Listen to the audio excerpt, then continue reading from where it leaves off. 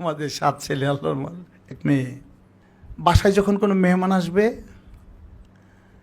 তো মেহমান আসতে ধরেন না জুতা টুতা এদিক সেদিক রাইখা ঘরে ঢুকে গেল, ওরা মেহমানদের জুতা সাফ করতে হবে এবং সুন্দর করে জুতা সাফ সাজায় রাখতে হবে। তো ছোট্ট সময় বাচ্চারা তো বুঝতো না, কানতো, বলে বাবা আমাদেরকে মাইসের জুতা সাফ করায়।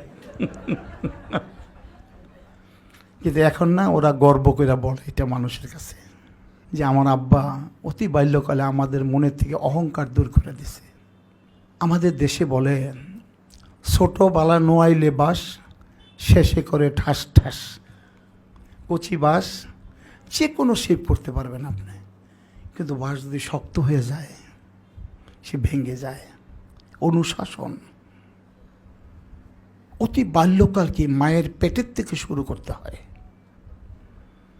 আমাদেরকে আল্লাহ তাআলা এত বড় করে বানাইছে, কিন্তু আমরা নার্সিং জানি না। আপনারা জানেন একটা মেয়ে আমাদের ঐশী, যে নিজের হাতে তার বাবাকে মাকে হত্যা করছিল। তার বাবা তাকে সপ্তাহে 10,000 টাকা দিত হাত খরচার জন্য। কোনো দিন দিবেন না। যারা বাবা মা আছেন তাদেরকে আমি বলতেছি, আমাদের সবচেয়ে বড়, ওর বাপের সবচেয়ে বড় ভাই যে মহসিন সাহেব, ওর এখন 52 বছর বয়স, মাশাআল্লাহ মহসিন। তো ক্লাস 4-এ পড়ে, তখন আমাকে বললেন একদিন, আব্বা 10টা টাকা দেন। আমি বললাম কেন বাবা? আমি বাচ্চাদেরকে ম্যাট্রিক পর্যন্ত কোনো ক্যাশ টাকা হাতে দিতাম না। যা খাইতে চাই, যা পড়তে চাই, যেখানে যেতে চাই আমরা নিয়ে যেতাম, আমরা ব্যবস্থা করতাম, হাতে ক্যাশ টাকা। আর বিকমের আগে, গ্র্যাজুয়েশনের আগে কারো হাতে গাড়ির চাবি দেই নাই। আর কোনো বাচ্চার জন্য আমি কোনোদিন মোটর সাইকেল কিনে দিই নাই। ডেঞ্জারাস। কয়েকদিন আগে সপ্তাহখানেকে শুনলাম, আমার এক বন্ধু মিডল ইস্টে থাকে, ছেলে ম্যাট্রিক পাস করছে কি 9-এ পড়ে, মায়ের কাছে জিদ ধরছে মোটর সাইকেল কিনা দিতে হবে। মোটর সাইকেল কিনছে, 3-4 দিন পরে ছেলেটা মারা গেছে। একটা ছেলে শুধু। তা আমি বললাম 10 টাকা কেন চাইতেছ? বলে আব্বু ওরা 2 ভাই তখন ক্লাস 4-এ পড়ে, মহসিন ইকবাল, আমরা আজকে টিফিনের সময় একটা কোকা কোলা কিনে খামো। তা আমি বললাম কোকা কোলার দাম তো 6 টাকা, তুমি 10 টাকা কেন চাইলা? তো মাথা চুলকাইতেছে।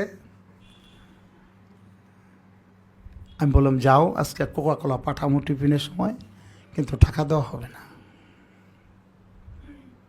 আমরা বাল্যকালে বাচ্চাদের জন্য 4 সেট ড্রেস ছিল, বাচ্চাদের 4 সেট। 3টা ছিল স্কুলের ইউনিফর্ম, 1 সেট ছিল আমার সাথে কোনো সময় বেড়াইতে টেড়াইতে গেলে।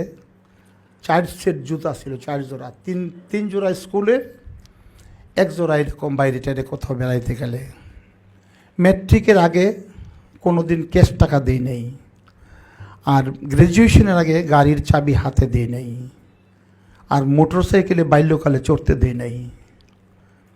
আর যখন যেটা চাইবো সেইটাও দিতাম না। একটা জিনিস চাইতে যে যখন কানতো, তখন শর্ত লাগাইতাম 7 দিন ঠিক মতো লেখাপড়া করলে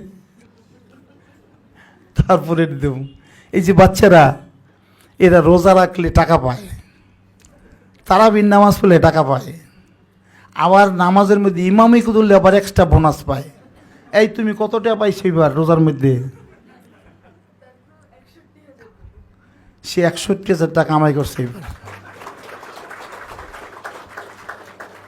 কিন্তু nothing is free, nothing is free. রোজা রাখছে সারাদিন, তারাবির নামাজ পড়ছে, আবার কোনো সময় ইমামতি করছে নামাজের মধ্যে, 61,000 টাকা কামাই করছে।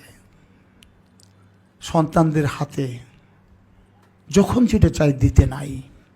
বড় চুল রাখবে, হাফ প্যান্ট পরবো, হিপ্পি হিপ্পি বাপ নো। মেহমান আসলে মেহমানের কাছে পাঠাবেন, যাও সালাম করে আসো গিয়া, চায়ের কাপটা হাতে ধরে মেহমানকে নিয়ে যাও, মেহমানের দোয়া আসে। এটা স্পিরিচুয়ালিটি। আর আমাদের সন্তানটা তো নিষ্পাপ, নিখুঁত, নিদাগ, পরিষ্কার, পবিত্র। তাদেরকে আপনি যা শিখাবেন তারা সেটাই শিখবে। আমরা সন্তানদেরকে তো নার্সিং করতে জানি না। আমরা মনে করি খালি টাকা পয়সা দিলেই হয়ে গেল।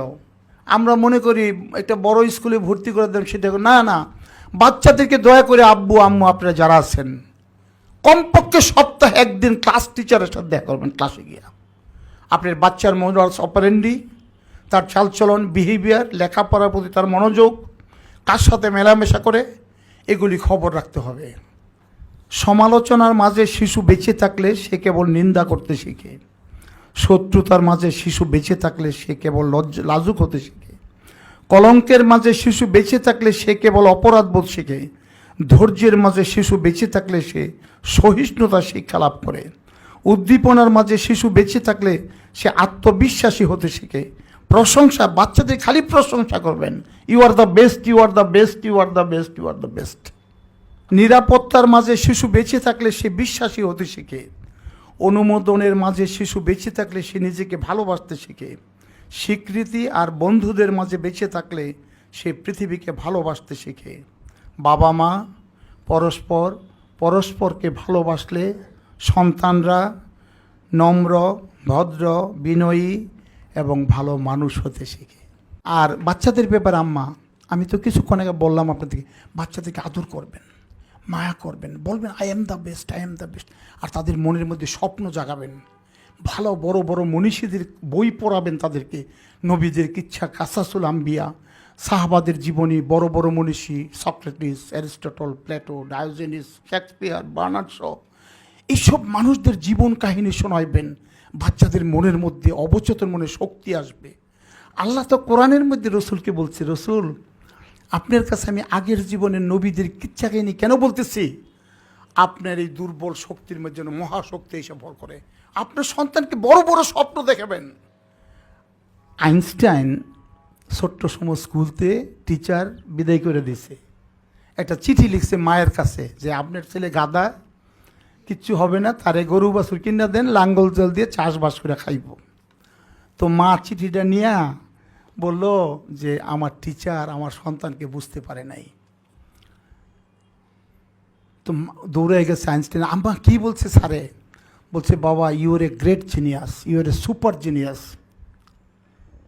তোমাকে পড়ানোর মতো টিচার ওই স্কুলে আর নাই, তোমাকে বলছে অন্য কোনো বড় স্কুলে পড়াইতে। তুমি discover, you are innovator, you are creator, you are great genius. আম্মা কইছে আইনস্টাইনকে। পরে যখন নোবেল পুরস্কার পাইছে, এরপরে পুরানা কাগজপত্র ঘাটতে গিয়ে ওই শিক্ষকের চিঠিটা পাইছে। মা আমরা মহাশক্তির আধার, এক একজন storehouse of energy, atom বোমাতে শক্তিশালী এক একটা মানব সন্তান।